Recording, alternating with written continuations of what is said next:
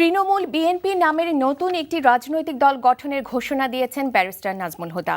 তিনি নিজেই নতুন এই দলের আহ্বায়ক। সকালে রাজধানীর একটি হোটেলে আয়োজিত সংবাদ সম্মেলনে নাজমুল হুদা নতুন এই দল গঠনের ঘোষণা দেন। তিনি বলেন, ক্ষমতাসীন এবং অন্য যে কোনো রাজনৈতিক দল তৃণমূল বিএনপিকে সহযোগিতা করতে চাইলে তা গ্রহণ করা হবে। তৃণমূল বিএনপির নির্বাচনী প্রতীক ধানের ছড়া হবে বলে জানান নাজমুল হুদা। দেশে বিরাজমান রাজনৈতিক পরিস্থিতিতে তৃণমূল পর্যায় থেকে রাজনৈতিক নেতৃত্ব গড়ে তুলতে নতুন এই দল গঠন করা হয়েছে বলে জানান নতুন এই দলের আহ্বায়ক। তৃণমূল বিএনপির নেতা হতে হলে তৃণমূল পর্যায় থেকে নির্বাচিত হতে হবে বলে জানান ব্যারিস্টার নাজমুল হুদা।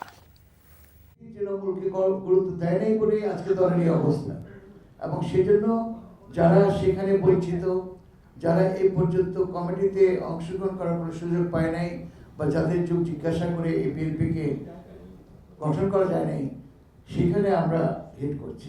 এখন যদি কেউ এই তৃণমূল বিএনপির নেতৃত্ব দিতে চায় জাতীয় লেভেলে, তাকে প্রথমেই যে এনরোল হতে হবে ওয়ার্ড কমিটিতে।